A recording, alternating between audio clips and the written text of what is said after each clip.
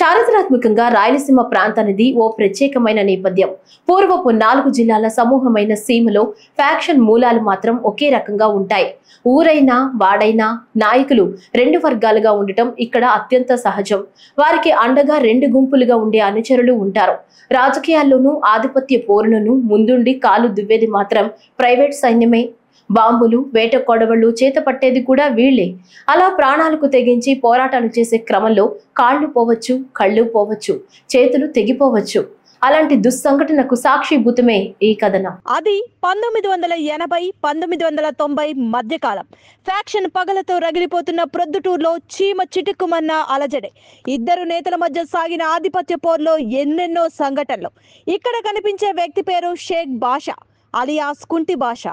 ఊరు కడప జిల్లా ప్రొద్దుటూరు పట్టణంలోని కుమ్మరి కొట్టాల. సరిగ్గా 4 దశాబ్దాలకు ముందు మంచాలకు నవారు అల్లి జీవనం సాగించే బాషా స్థానికంగా ఉండే నాయకత్వాల పట్ల ఆకర్షితుడయ్యాడు. పట్టణంలో ఫలానా నాయకుడి మనిషి అంటే ఒక ప్రత్యేకత ఉండటం అతన్ని మరింతగా ఆకట్టుకునేటట్టు చేసింది. ఆ క్రమంలోనే ఒక నాయకుడి చెంత చేరి తానున్న కుమ్మరి కొట్టాల ప్రాంతంలో లీడర్గా ఎదిగాడు. అదే నేపథ్యంలో స్థానికంగా ఇతనికి పోటీ ఏర్పడింది. అది కాస్త తారాస్థాయికి చేరింది. పలుమార్లు ప్రతి దాడులు జరిగాయి. ఆత్మరక్షణ కోసం బాషా బాంబులు తెచ్చుకునే సందర్భంలో రోడ్డుపై ఉన్న కంకర్రాళ్లు తట్టుకుని కింద పడ్డాడు. చేతిలో ఉన్న బాంబు పేలింది. ఆ పేలుల్లోనే అతని చెయ్యి తెగిపోయింది. బాంబు శబ్దంతో బయలు కమ్మిన కళ్ళు సాధారణ స్థితికి వచ్చాక కానీ తెలియలేదు ఇక మిగిలిన జీవితం అంతా అవిటితనమే అని. ఇలా షేక్ బాషా కుంటి బాషాగా దాదాపు 35 ఏళ్లుగా జీవనం సాగిస్తున్నాడు. అన్ని పనులు ఉన్నా ఒక్క చేయితోనే.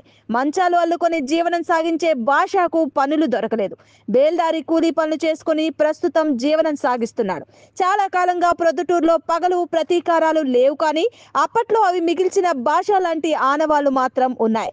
గతాన్ని గుర్తు చేసుకుని కన్నీళ్లు కారుస్తూ చివరిగా షేక్ బాషా చెప్పుకునేదేంటంటే నాయకుల చెంత చేయడం, పెత్తనం చెలాయించాలనుకోవడం కేవలం భ్రమ మాత్రమే అంటాడు. అలా అనుకునే అప్పట్లో కాలరెగరేసిన తాను 35 ఏళ్లుగా అవిటితనంతో జీవిస్తున్నానని ఆవేదన వ్యక్తం చేస్తున్నాడు. ఇలాంటి దుర్భరమైన బ్రతుకు ఎవ్వరికి వద్దని సూచిస్తున్నాడు బాషా. కుమ్మరికొట్టలో నేను బాషానని నేను మామూలుగా కొన్ని కాలంగా ఒక నాయకుని దగ్గర పనిచేసి ఆ నాయకుడు పట్టుకునే ఇంకొక నాయన దగ్గరికి వచ్చి ఆ నాయకుడు పనిచేసేందుకు పురుగులు గలలు జరిగినాయి. ఆ గలడల్లో జరిగినాక పారానత్యం కోసం నా సొంతం నేను ఒక బాంబు తీసుకొని కుమ్మరికొట్టాలని నేను ముందు షేక్ భాష అని పిలుచున్నారు. షేక్ పోయినది కుంటి భాష అంటే కనుక్కుంటారు, లేదా కనుక్కోలేరు. కాబట్టి దయచేసి ఎవరైనా కానీ